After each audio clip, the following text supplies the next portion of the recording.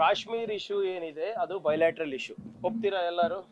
ಯಾವತ್ತೂ ಕೂಡ ಅದು ಅಂತಾರಾಷ್ಟ್ರೀಯ ಮಟ್ಟಿಗೆ ಬೇರೆ ದೇಶದವರು ಅದಕ್ಕೆ ಹಸ್ತಕ್ಷೇಪ ಮಾಡಿರಲಿಲ್ಲ.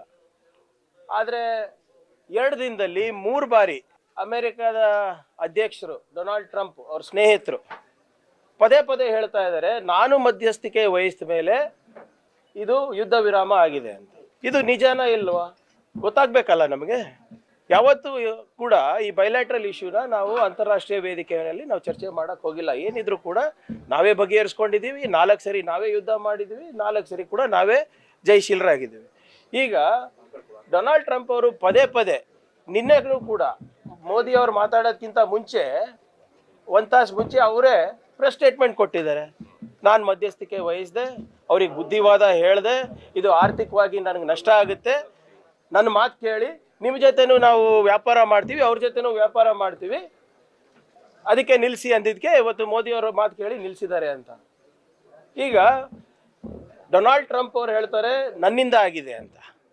ಪಾಕಿಸ್ತಾನ್ ಪ್ರಧಾನಮಂತ್ರಿಗಳು ಪಾರ್ಲಿಮೆಂಟನ್ನು ಕರೆದಿ ನಾವೇ ಜಯಶೀಲರಾಗಿದ್ದೇವೆ ಅಂತ ಘೋಷಣೆ ಮಾಡ್ತಾರೆ.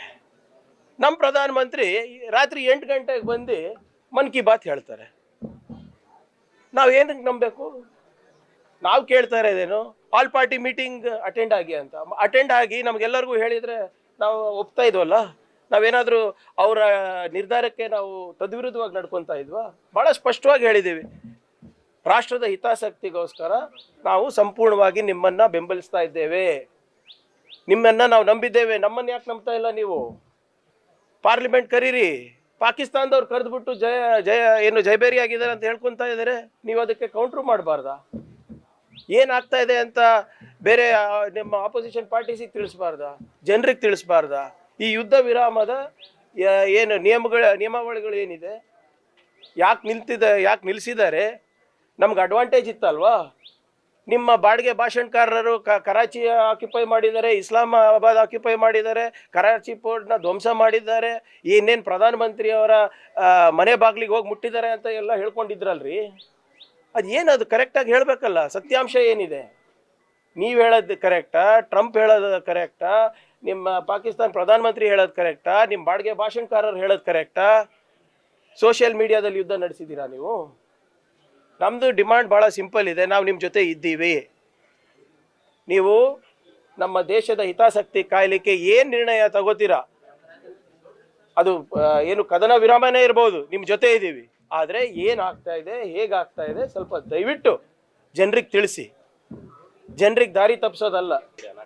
ಅದೇ ಹೇಳ್ತಾ ಇರೋದಲ್ಲ ಇವರೇ. 2 ದಿನದಲ್ಲಿ 3 ಬಾರಿ ಅವ್ರು ಹೇಳ್ತಾ ಇದ್ದಾರೆ ನನ್ನಿಂದ ನಿಂತಿದೆ, ನನ್ನಿಂದ ಯುದ್ಧ ವಿರಾಮ ಆಗಿದೆ, ನಾನು ಇದು ಆರ್ಥಿಕವಾಗಿ ನಾವು ಅವ್ರಿಗೆ ಸಹಾಯ ಮಾಡ್ತೀವಿ ಅಂದರೆ ಏನು ಆಮಿಷ ಕೊಡ್ತಾ ಇದ್ದಾರಾ? ಆಮೇಲೆ ನಾನು ಹೇಳ್ತಾ ಇದ್ದೀರಲ್ಲ ಪದೇ ಪದೇ, ಇಂಡಿಯಾ ಮತ್ತು ಪಾಕಿಸ್ತಾನಿಗೆ ಹೋಲಿಕೆ ಯಾಕೆ ಮಾಡ್ತಾ ಇದ್ದಾರೆ ಇವರು? ನಮ್ಮ ಆರ್ಥಿಕ ಪರಿಸ್ಥಿತಿ ಏನಿದೆ, ಇವರ ಆರ್ಥಿಕ ಪರಿಸ್ಥಿತಿ ಏನಿದೆ? ಇವ್ರ ವಿದೇಶಾಂಗ ನೀತಿನೇ ಸಂಪೂರ್ಣವಾಗಿ ವಿಫಲ ಆಗಿದೆ. ಅವ್ರಿಗೆ $2 ಬಿಲಿಯನ್ IMF ಲೋನ್ ಸಿಕ್ಕಿದೆ ಅಲ್ಲ, ಹೆಂಗೆ ಸಿಕ್ತು? ಅದು ಅವರಿಗೆ ಅದೇ ಕೇಳೋಕ್ಕೆ ತಾನೇ ಹೇಳ್ತಾರೆ ಪಾರ್ಲಿಮೆಂಟಿಗೆ ಬನ್ನಿ ಅಂತ. ಆಲ್ ಪಾರ್ಟಿ ಮೀಟಿಂಗು ಅಟೆಂಡ್ ಆಗಲ್ಲ, ಪಾರ್ಲಿಮೆಂಟಲ್ಲೂ ಮಾತಾಡಲ್ಲ, ಪಾರ್ಲಿಮೆಂಟ್ ಕರೆಯೋದಿಲ್ಲ. ಮತ್ತು ಇವತ್ತು ಏನು ಬೈಲ್ಯಾಟ್ರಲ್ ಇಶ್ಯೂನ ಇವತ್ತು ಇಂಟರ್ನ್ಯಾಷನಲ್ ಇಶ್ಯೂ ಮಾಡಿಬಿಟ್ಟಿದ್ದೀರಿ. ಯಾವುದು ಸರ್? ಪಾರ್ಲಿಮೆಂಟ್ ಎದುರಿಸೋದು ಬಿಟ್ಬಿಡಿ, ಒಂದು ಪ್ರೆಸ್ ಮೀಟ್ ಎದುರಿಸಲಿ ಸಾಕು.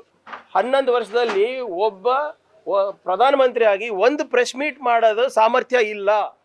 छप्पन इंच का सीना, लाल आंख, लव लेटर को लिखना, पाकिस्तान को बंद करना, ಎಲ್ಲ ಬರೇ ಕೆಂಪುಕೋಟೆ ಮೇಲೆ ಭಾಷಣದಲ್ಲಿ, ಮನ್ ಕಿ ಬಾತ್ನಲ್ಲಿ, ನಿಮ್ಮ ಮಾಧ್ಯಮದಲ್ಲಿ.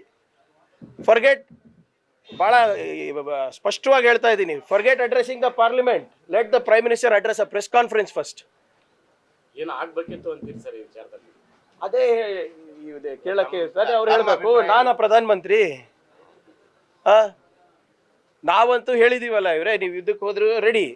ನೀವೇ ತಾನೇ ಹೇಳಿದ್ದು, ನಾವು ಕರಾಚಿ ಬಾಗಿಲು ತಟ್ತೀವಿ, ಇಸ್ಲಾಮಾಬಾದ್ ತಟ್ತೀವಿ, ಅಖಂಡ ಭಾರತ ಕನಸು ನನ್ಸಾಗಕ್ಕೆ ಪ್ರಾರಂಭ ಆಗಿದೆ ಅಂತ ನೀವು ತಾನೇ ಹೇಳಿದ್ದು. ನಾವು ಹೇಳಿದ್ದು ಯಾಕೆ ನನ್ಸಾಗ್ತಾ ಇಲ್ಲ ಸ್ವಾಮಿ ಅಂತ ಕೇಳ್ತಾ ಇರೋದು ಅಷ್ಟೇ ನಾವು. ಇನ್ನೇನಿದ್ರು ಮಾತುಕತೆ ಇದ್ರೆ ಬರೀ POK ಬಗ್ಗೆ ಮಾತಾಡ್ತೀವಿ.